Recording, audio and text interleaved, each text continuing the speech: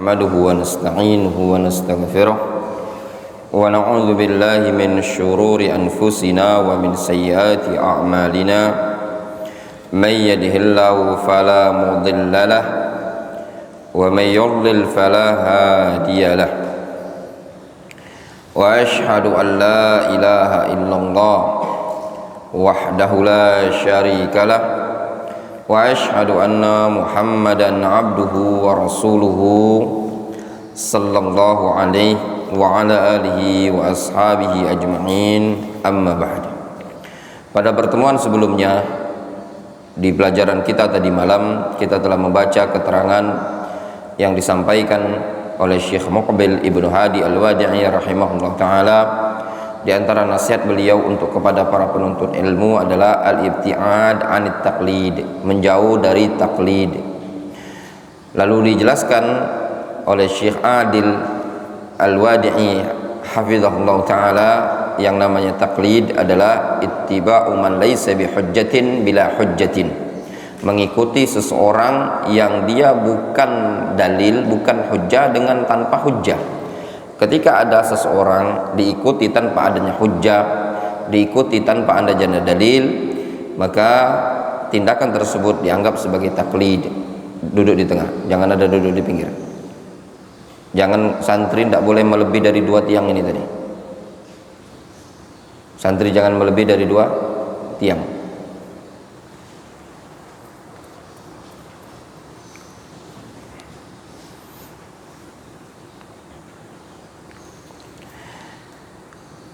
Kemudian juga dijelaskan oleh beliau hafizahullah ta'ala,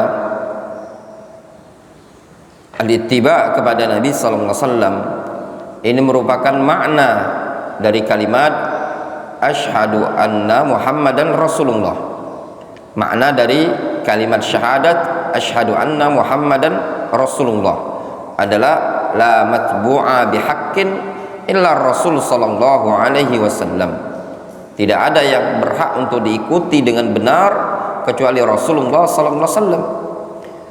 Adapun selain Nabi sallallahu alaihi wasallam, fa idza tubi'a bidalilin wa idza tubi'a bighairi dalilin fa huwa taqlid. Selain Nabi sallallahu alaihi wasallam, kalau diikuti dengan dalil, maka orang tersebut adalah hakikatnya ittiba'un lid dalil. Namun idza tubi'a bighairi dalilin fahuwa at-taqlid. Kalau orang tersebut diikuti tanpa adanya dalil, maka itu disebutkan taklid.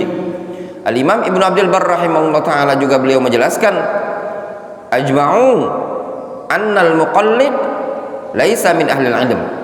Para ulama sepakat orang yang muqallid, orang yang cuma sekedar membebek, mengikut, laisa min ahli al-ilm, bukan digolongkan sebagai ahlul ilmi.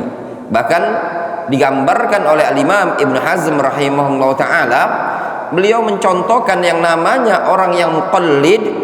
Orang yang muqallid itu kal ghariq, ibarat orang yang tenggelam, yatashabbas bi ayyi syai'in walau bitahlab. Nah, orang yang muqallid itu ibarat orang yang tenggelam. Dia akan meraih segala sesuatu meskipun yang dipegangnya tadi adalah tahlab. Tahu tahlab? Tahlab itu seperti lumut. Nah, maknanya orang yang taklid, yang ngikut kepada pendapat tertentu, ngikut kepada ustadz tertentu, kiai tertentu, ulama tertentu tanpa melihat kepada dalil, tapi yang dilihat oleh dia adalah sosok orang tersebut, ini orang akan yatashabbats, akan sembarangan saja. Ibarat orang yang tenggelam, ketika orang tersebut tenggelam ingin menyelamatkan dirinya, apapun yang bisa dia pegang, dia pegang. Ketemu lumut, dia pegang. Padahal lumut tidak bisa menjadi patokan dalam pegangan dia tersebut. Demikianlah orang yang muqallid, tidak akan punya patokan dalam hidupnya dia, karena dia cuma ikut ustadz saja. Karena ustadz ini seorang doktor, karena ustadz ini seorang alumni ini, karena ustadz ini senior, karena ustadz ini begini. Tapi orang yang punya dalil, punya keterangan, alasan, dia punya wajhud dalalah, punya sisi pendalilan minal Qur'ani was sunnah wal ijma', ini merupakan orang yang dimanapun dia berada dan kapanpun waktunya dia punya i'timad, sandaran yang sangat kuat. Ini sangat ditanbih sekali bagi para penuntut ilmu. Tidak selayaknya dia membangun prinsip dalam beragamanya dengan taklid. Juga disebutkan oleh beliau hafizahullah ta'ala penjelasan terkait dengan dalil yang dibawakan oleh Syekh Muqbil Ibnu Hadi Al-Wadi'i.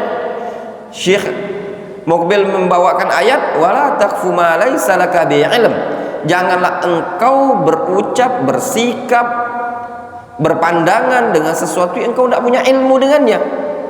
Dibawakan oleh Al-Imam Ibnu Katsir rahimahullah ta'ala tentang tafsir ayat ini. Juga beliau membawakan keterangan Al-Imam Al-Qurtubi, keterangan Al-Imam Ibnu Jarir. Al-Imam Ibnu Katsir rahimahullah ta'ala menyebutkan wa madmunu ma zakaru anna Allah ta'ala naha 'anil qaul bila ilmin.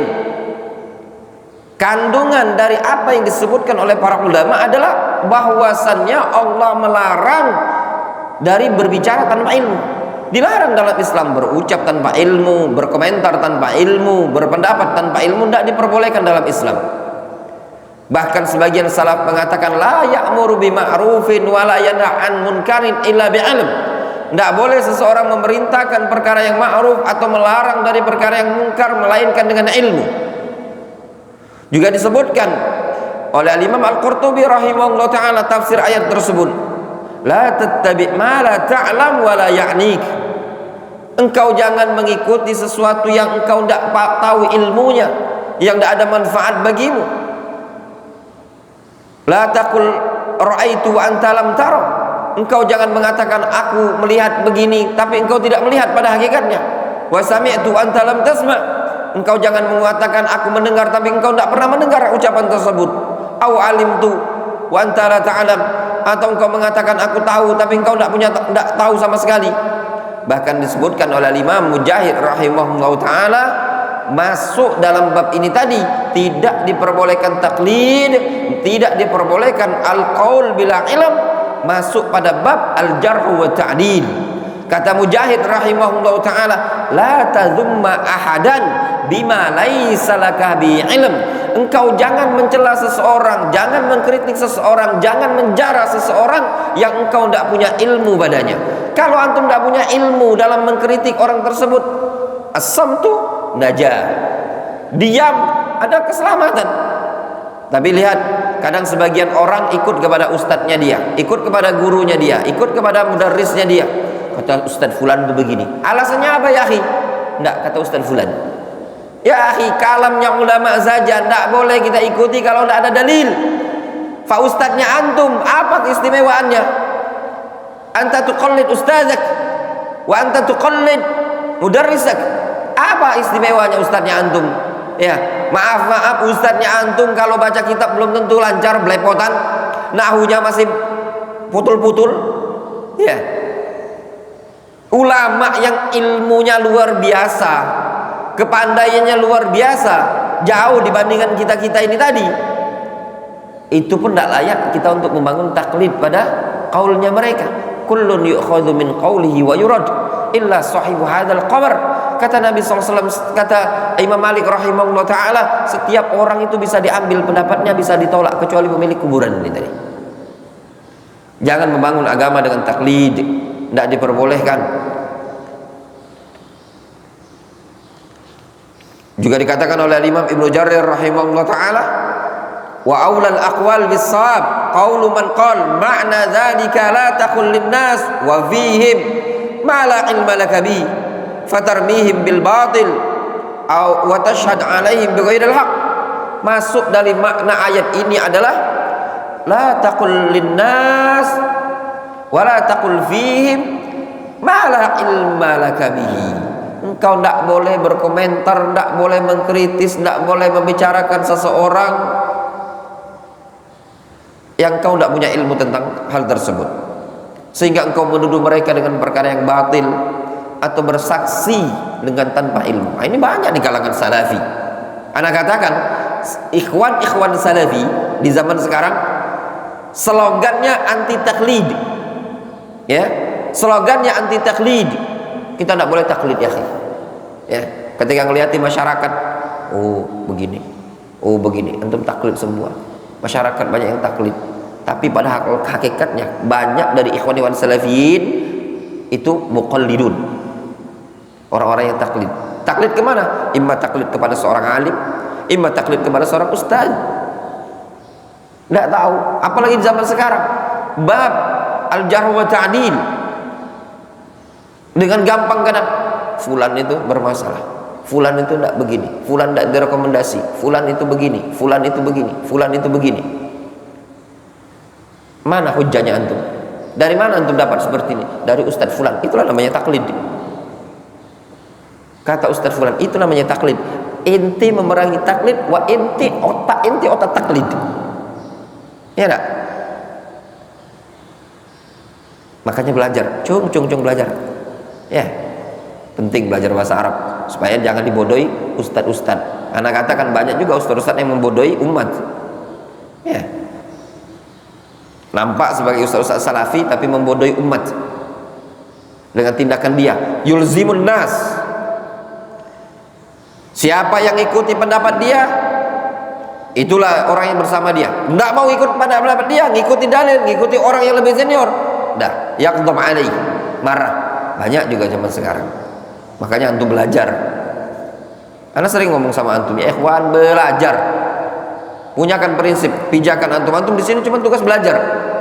Belajar, tahu dalil, tahu argumentasi, udah. Ikuti al-haq. Jangan ikuti ustadz, jangan ikuti pondok pesantren, jangan ikuti yayasan.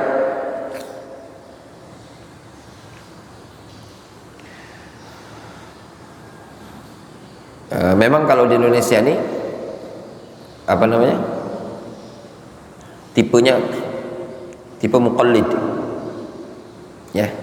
Contoh mau muqallid, majelis kajian saja, ya. Muqallid. Anda mau ambil contoh muqallid. Nanti misalkan buat nama pengajian, satu buat semua. Contoh, nanti Salafi Palembang, Salafi Lampung, Salafi Jambi, Salafi Jakarta, Salafi ini, ya. Apa nggak ada kreatif lain gitu loh, ya enggak? Ada lagi kadang yang bentuk satu bareng semua. Misalkan mengaji, Palembang mengaji, Sungai Jeruju mengaji, Oki mengaji, Linggau mengaji, Jambi mengaji, se-Indonesia mengaji semua. Boleh enggak? Jawabannya boleh. Tapi yang sepele seperti ini, apa enggak ada kreasi lain? Gitu loh. Antum lihat Saudi Arabia, para ulama enggak semuanya namanya satu gitu loh. Masa cuma sekedar nama kita harus taklid kepada lain? Bisa antum ikhwan-ikhwan yang ada di Lampung kasih nama misalkan majelis hidayah, bisa kasih nama majelis ulama, atau yang semisal itu tadi. Enggak semuanya sama, kayak mirip kayak ormas gitu loh. Faham? Mirip kayak terorganisasi ormas. Nah, ini contoh perkara yang kita tuh dalam Islam padahal bukan perkara yang dilarang. Semua bisa bebas gitu loh. Bahkan cuma sekedar nama-nama semua. Sehingga orang bisa mengenali, oh kalau itu Wahabi. Kenapa? Gimana ciri-ciri Wahabi? Nah, kata Idrus Ramli, ciri-ciri Wahabi itu ya, kalau kasih nama masjid, nama pondok pesantren, nama apa? Hah? Nama imam, ya enggak? Nama imam. Tapi memang benar, satu muncul imam dulu, nama imam semua. Ya enggak?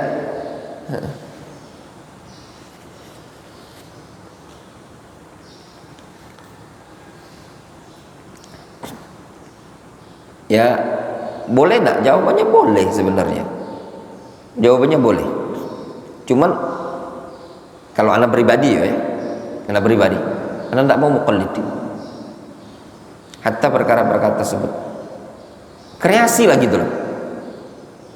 Faham antum berkreasi? Ya. Berkreasi lah, itu kan perkara mudah. Enggak ada dalil kan? Ya toh? Bisa antum berkreasi dengan berbagai macam nama toh? Seperti itu. Nah, itu contoh yang apa namanya, nanti ke depannya antum enggak mesti antum buat pondok pesantren semuanya darul hadis, enggak mesti. Kita kasih nama pondok pesantren darul hadis seperti ini ya karena kita pernah belajar di darul hadis untuk mengenang, oh ini darul hadis Vius, kita buat darul hadis Palembang. Antum mau kasih nama ini nama itu terserah, bebas. Tapi kalau antum punya prinsip, kalau ada orang nama ini antum ikut nama ini, kalau ada orang nama ini antum ikut nama ini, nyari yang masyhur. Enggak seperti itu. Sebagian kawan-kawan enggak ada. Ada yang buat pondok pesantren namanya Al-Muhajirin. Ada yang kasih pondok pesantren namanya Nurut Tauhid. Ada yang Nurus Sunnah. Ada yang Darul Ilmi, macam-macam. Ada yang Arisalah. Enggak sama gitu loh. Macam-macam. Bebas memang. Tapi kalau cuma sekedar nama antum harus ikut ini sama-sama semua. Boleh enggak nama itu beda-beda? Boleh, kreasi gitu loh. Masa nama harus muqallid juga gitu loh.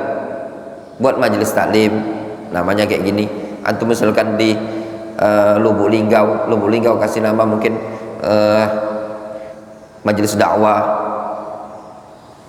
Mungkin yang ada di Muara Enim mungkin nama pengajiannya majelis iman atau yang semisalnya, atau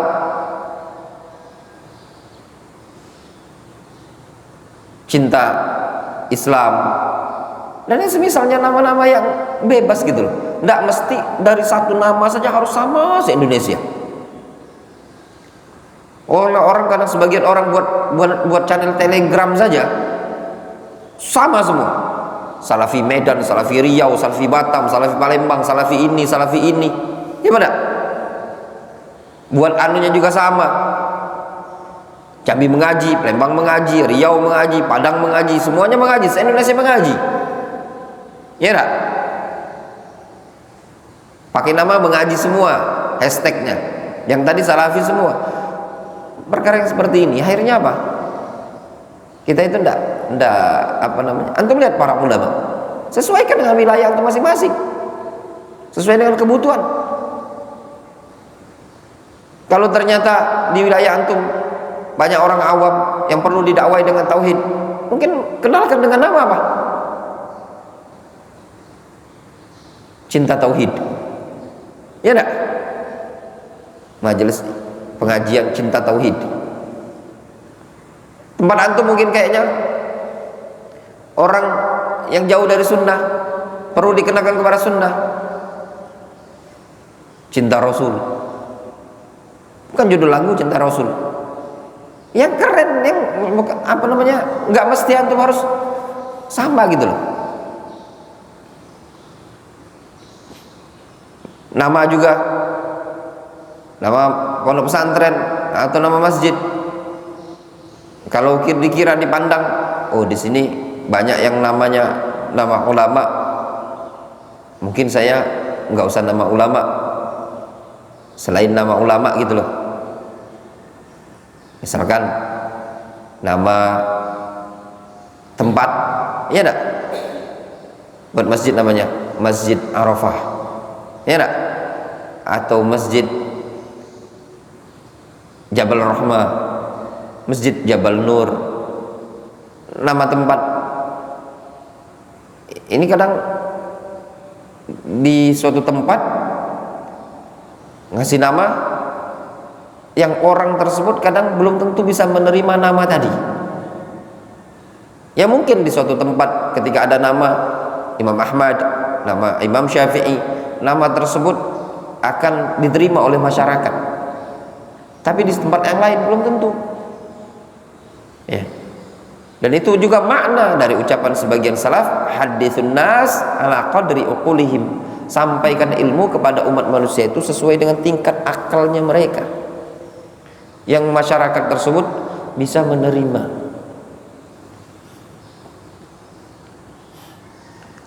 Kemudian kita masuk pada bab yang berikutnya. Dari nasihat yang sebelumnya, Syekh rahimahullah ta'ala menyebutkan nasihat yang penting juga bagi para penuntut ilmu. An-nasiha ats-tsalitsa asyar, nasihat yang ke-13, al-bu'du anil jadal, menjauh dari perdebatan. Ini nasihat yang sangat besar yang disampaikan oleh Syekh rahimahullah ta'ala bagi seorang talibul ilmi. Hindari perdebatan, jauhi perdebatan. Mau perdebatan di alam nyata ataupun perdebatan di grup ataupun perdebatan di medsos, hindari, jauhi. Faqad rawa al-Imam At-Tirmidzi fi Jami'ihi an Abi Umamah Al-Bahili, disebutkan oleh Imam At-Tirmidzi dari Abu Umamah Al-Bahili radhiyallahu anhu qala, beliau mengatakan, qala Rasulullah sallallahu alaihi wasallam, Rasulullah sallallahu alaihi wasallam bersabda, ma dhalla qaumun ba'da huda kanu alaihi illa utu al-jadalah. Kata Rasulullah SAW, tidaklah suatu kaum tersesat setelah dia mendapatkan hidayah sebelumnya, melainkan karena dia disebabkan suka berdebat. Summa qara'a ma darabuhu laka illa jadala bal hum qaumun khasimun.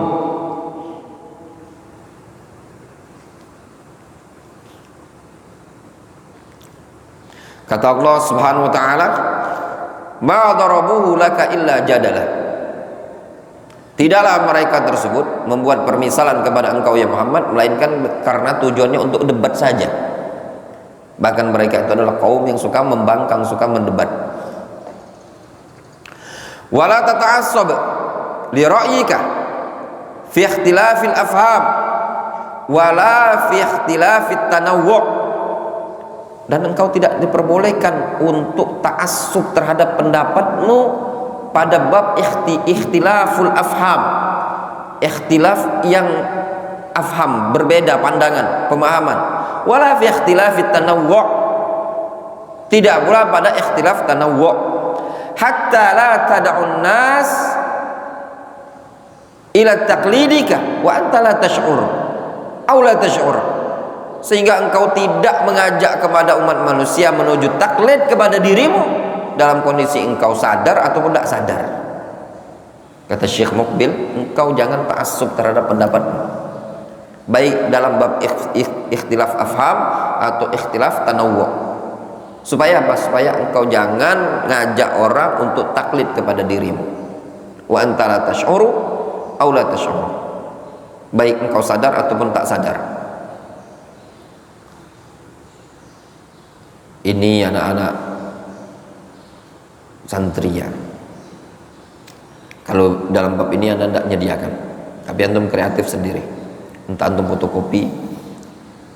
Kalau antum mau bisa bahasa Arab, antum harus punya buku ya, punya kitab. Kitab itu disediakan, tapi di awal waktu. Untuk anak-anak tahfidz enggak, anak-anak takhasus mungkin dikasih, anak-anak tahfidz tidak ya, pelajaran anak. Tapi kalau antum mau bisa, antum punya buku fotokopi atau gimana. Solusi antum bisa bahasa Arab, antum harus ngikutin ini tadi. Belajar bahasa Arab itu cuma ada dua cara mau bisa. Pertama, belajar teori kaidah secara rutin, itu kuncinya. Semua ikhwan yang belajar bahasa Arab tidak ada yang bisa itu, sebabnya apa? Tidak rutin. Dia tidak bisa naik ke tangga, berhenti di tangga pertama, tangga kedua, masuk tangga pertama pun tidak. Gimana mau rutin? Ya antum belajar continue terus.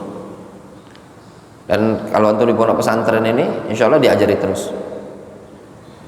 Makanya kalau ikhwan yang suka datang ke sini, datang sebentar, belajar, pergi, datang sebentar, pergi. Kalau saran anak, nggak usah belajar bahasa Arab. Kalau cuma seperti itu nggak usah, waktunya habis. Kecuali kalau mau dapat pahala saja, ya mendingan cari kajian yang bukan bahasa Arab, tapi kajian yang bermanfaat bagi dia, yang nambah ilmu untuk ibadah kepada Allah Subhanahu wa taala. Makanya kalau kita buka pelajaran bahasa Arab, ada ikhwan datang, sudahnya hilang. Sekali, dua kali belajar, tiga kali, itu tidak akan bisa. Ya, tidak akan bisa. Sampai beranak pinak, 7 keturunan, anak menjamin tidak akan bisa. Anak ngajar bahasa Arab itu bukan sebentar. Mulai dari kitab Durus Sulukoh, Ajurumiyah, semua kita udah ajarkan semua. Nggak ada yang sukses kecuali orang yang rutin. Itu pun rutin harus banyak murojaah, banyak memahami kaidah, mau bisa. Itu kuncinya. Makanya kalau yang belajar bahasa Arab sepekan sekali juga nggak akan bisa. Harus tiap hari. Itu kuncinya. Banyak kawan-kawan yang belajar bahasa Arab tuh dari tahun dulu sampai sekarang nggak akan bisa. Kenapa? Karena dia belajarnya sepekan sekali, sepekan 2 kali, itu nggak akan bisa. Kenapa? Ilmunya ngeblank, ya. Dia belajar sebentar, nanti hilang, lupa lagi. Belajar sebentar, lupa lagi. Jadi harus terus. Yang kedua, mau bisa bahasa Arab itu, antum sering ikut kajian kitab. Makanya sering ngomong sama ikhwan-ikhwan yang belajar, kalau ingin belajar penting bisa, harus ikut kajian kitab seperti ini. Itu membantu bisa. Kalau enggak, sudah enggak usah. Sayang. Orang yang ikut belajar bahasa Arab sama anak itu sudah tidak kehitungan lagi. Banyaknya tuh tidak kehitungan. Di majelis-majelis lain juga banyak, tidak ada yang sukses kecuali yang di Yaman itu semua. Ya. Padahal mereka itu bukan santri, yang di Yaman itu bukan santri, maksudnya itu bukan santri yang daftar masuk, bukan. Mereka sebagian mereka itu ada yang bolak-balik yang segala macam. Tapi rutin, bolak-balik itu ke rumah ada. Kayak Firhan itu ke rumah, balik di rumah, belajar tadi. Jam belajar bolak-balik. Kalau cuma sekedar belajar teori, antum tidak ada belajar di kitab ini, antum nggak akan bisa. Itu sama dengan antum belajar nyetir mobil. Kata yang ngajar, kalau mau naik mobil kita starter dulu, kemudian injak kopling. Setelah koplingnya diinjak, kemudian masukkan gigi, kemudian angkat kopling pelan-pelan, kemudian tekan gas pelan-pelan. Seperti itu. Bisa tidak bawa mobil Abu Zaini?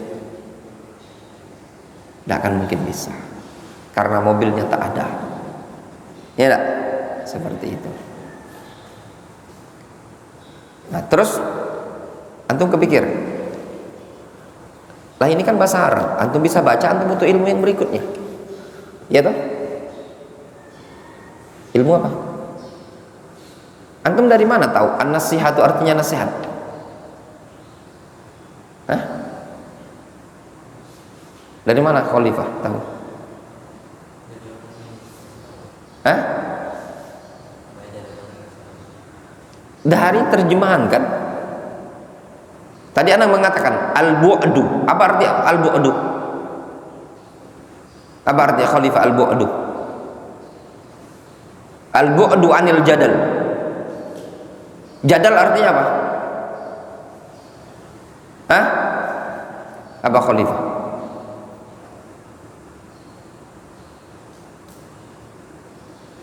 Hah?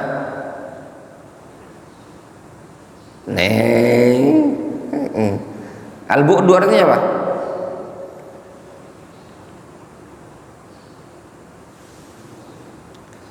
Nah, ada kitab Anda tahu. Yang tak kata kitab tambah lagi. Iya enggak? Makanya Anda ngomong, kan bisa untuk bahasa Arab. Sampai mati antum serius. Terus gimana kunci bahasa Arab? Masa Anda harus buat kiat-kiat belajar bisa bahasa Arab? Bil pena. Pasang baik-baik telinganya antum. Punya buku kitab. Dengarkan ustaz. Jangan ngantuk. Fokus.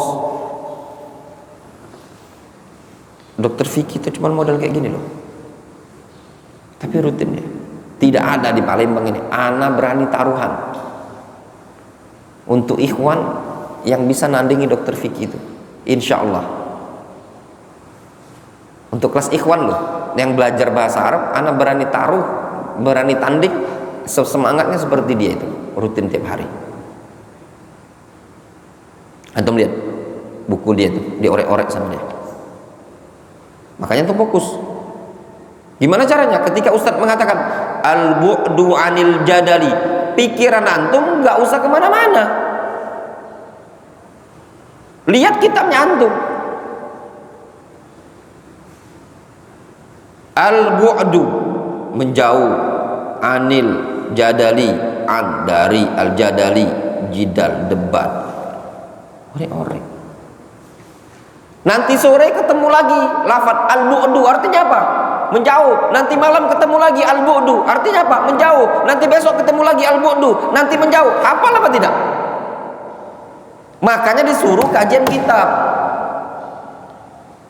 Antum akan hafal kosakata tanpa antum, nggak ada kita ini nggak pernah ada istilah al-bu'du, menjauh, masjid, baitun. Mana ada belajar bahasa Arab seperti itu? Difahami? Untuk bisa baca kitab itu tadi, antum harus sering seperti itu tadi. Coba ana mau tanya sama antum, apa arti an Abi Hurairah?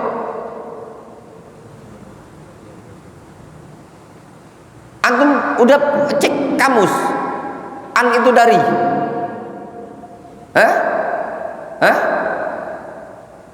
Ada apa enggak? Enggak pernah. Dari mana antum tahunya? Karena sering dengar Ustaz menerjemahkan dari Abu Hurairah. Artinya an Abu Hurairah, dari Abu Hurairah. Ya mana? Itulah pentingnya kitab. Makanya saya sering ngomong sama kawan-kawan, sama ikhwan-ikhwan, kalau pengen bisa harus punya kitab. Tapi kalau enggak, habis waktu antum. Sudah tua antum, rambut beruban, anak beranak. Anak pernah ngomong sama sebagian ikhwan, ya, kalau tidak merubah konsep belajar, nanti ini kita sebagai gurunya antum, nanti antum ketemu muridnya kita, antum belajar sama muridnya kita, nanti antum ketemu lagi sama muridnya kita, cucu murid, nanti antum baru sadar, kenapa ya kok aku nggak bisa, orang lain itu bisa. Kuncinya seperti itu. Gampang, simpel bahasa Arab itu. Untuk bisa antum belajar teori itu tadi rutin, terus konsisten. Kemudian antum praktekkan dengan cara membaca kitab. Cara gimana? Caranya ikutin ustadz kajian kita. Ada ustadz ngajar kajian kitab, dah ikutin. Yang ketiga, dengarkan terjemahannya. Difahami? Tadi Anda mengatakan wa antara tash'ur aw la tash'ur, atau wa anta tash'ur aw la tash'ur. Apa artinya? Engkau merasa atau tak merasa? Oh ingat, tash'ur engkau merasa, la tash'ur engkau tidak merasa. Ya tak? Lama-lama antum hafal, itu kuncinya. Tapi kalau antum, maaf, sampai mati antum, sampai mati, anak katakan matilah antum, gancang-gancang kalau bahasa tidak kan baca bahasa Arab, serius anak, paham? Habis waktu antum ninyan. Itulah yang sebabnya orang-orang belajar bahasa Arab itu tidak bisa. Faham tuh? Sekarang mau nanya, siapa yang ngajari antum? Fahimtum artinya apa? Kalian paham?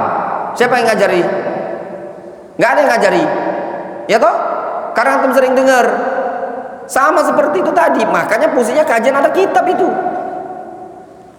Dengan adanya kitab, antum akan dapat satu halaman yang dibaca oleh sang ustadz, ya. Itu berapa satu halaman ini? Berapa kosakata satu halaman? Satu halaman ini kira-kira berapa kosakata? Berapa kata di sini? Hah? Hah? Banyak. Nah, kalau satu kata, kalau satu halaman ini ada 100, berarti satu duduk di pagi ini antum sudah dapat 100 kata dengan terjemahannya. Terus murja'ah. Faqad, maka sungguh. Qad artinya sungguh. Rawa, meriwayatkan, artinya meriwayatkan. Difahami? Enggak capek-capek lagi. Enggak ada belajar dihafal, ngambil kamus. Rawa meriwayatkan, ja'a datang, nazara melihat. Kalau kayak gini siapa? Nah ada kita ngahafal kayak gini, pening kepala ngahafal meletup, tau dah? Meledak, suruh ngahafal kosakata kamu sebesar kayak gitu. Caranya apa? Caranya antum ikut kajian kitab. Antum pernah dengar istilah? Ana mau tanya sama antum, apa arti na'am? Antum udah lihat artinya di kamus? Na'am itu artinya iya. Hah? Abu Zainul? Hah? Belum pernah? Dari mana antum tahu artinya iya? Dari orang-orang sering dengar kan? Sama seperti itu. Tapi ikhwan-ikhwan tuh males. Belajar kayak gini tuh males. Santri juga kadang-kadang yang males. Ya enggak? Nah itu tadi. Jadi nggak perlu belajar. Tapi kalau antum cuma teori,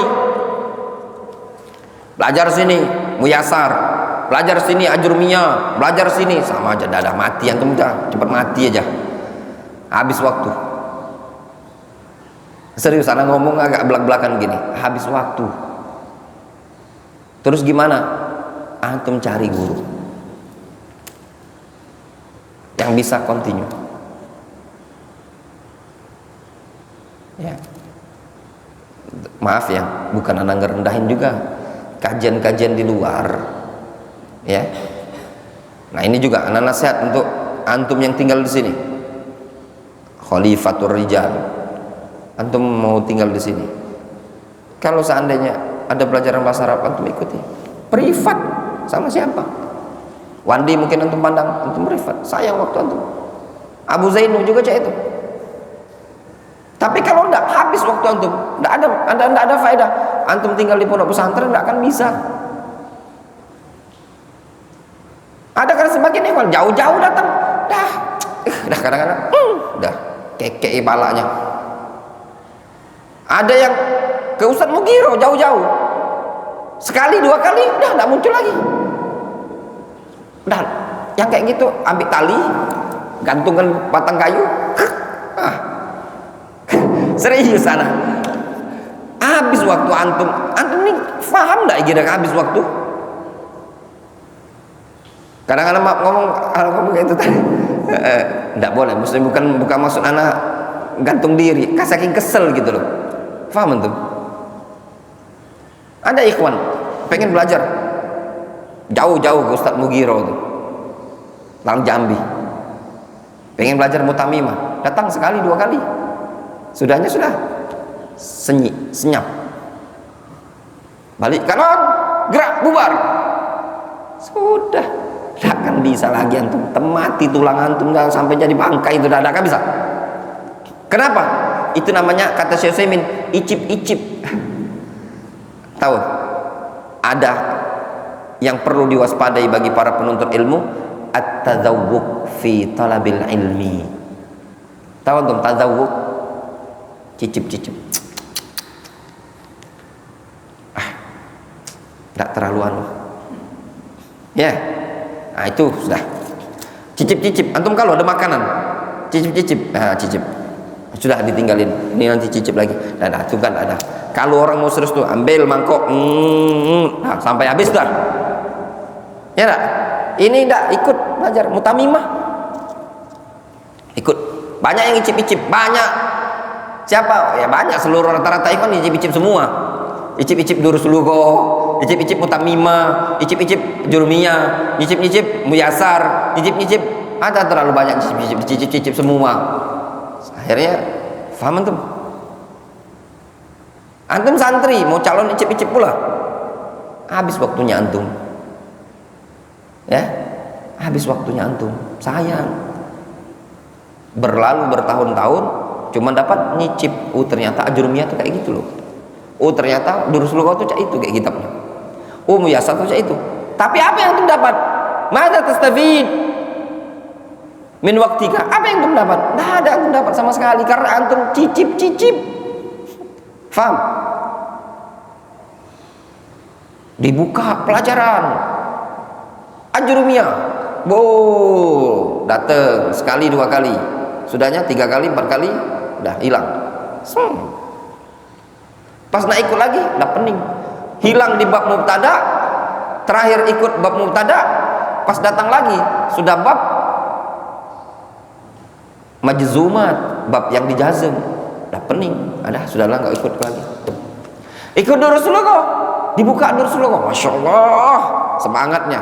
Jilid 1 bab awal, bab 2, bab 3, nggak datang lagi. Pas lihat, pas mau ikut, lah jilid 2, udah mundur teratur.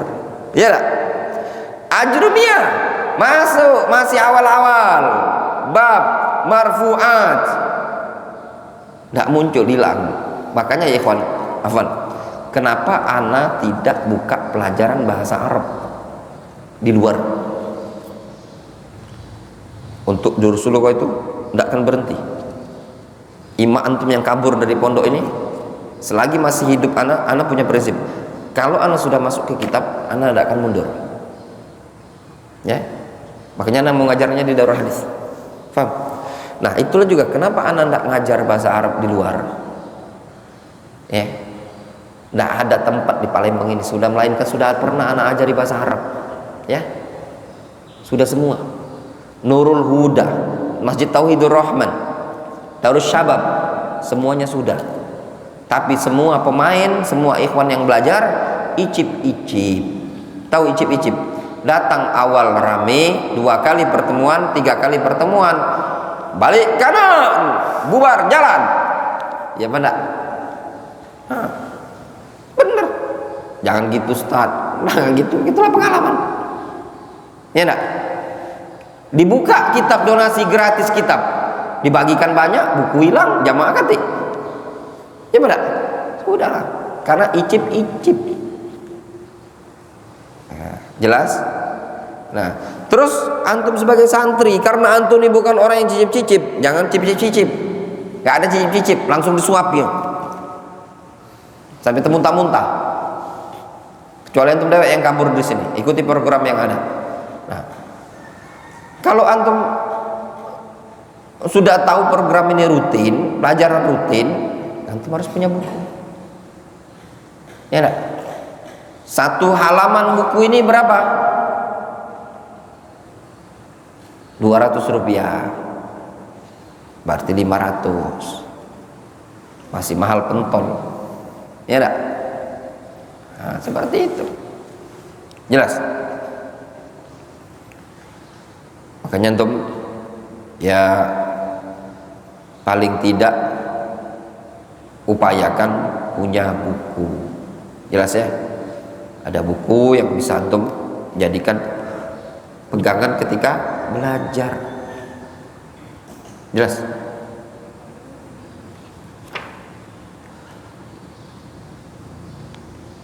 Faham khalifah? Nah, seperti itu. Nanti diajarin itu bahasa Arabnya, sorofnya, ikuti saja dulu yang ada, khususnya takhusus sedikit-sedikit. Nah, kayak kemarin contoh Islam, al-a'ma, apa arti a'ma? Orang yang buta. Nanti lama-lama antum akan tahu. Akma artinya buta, gitu loh. Dengan berjalan waktu antum bisa hafal. Tapi kalau antumnya gak ada buku, gini aja doang. Kalau gak kasih buku tuh ini talimnya. Ya benar. Ya enggak? Apalagi kalau buku taruh sembarangan. Wallahu ta'ala. Mungkin cukup dulu sampai sini, insyaallah lanjut besok.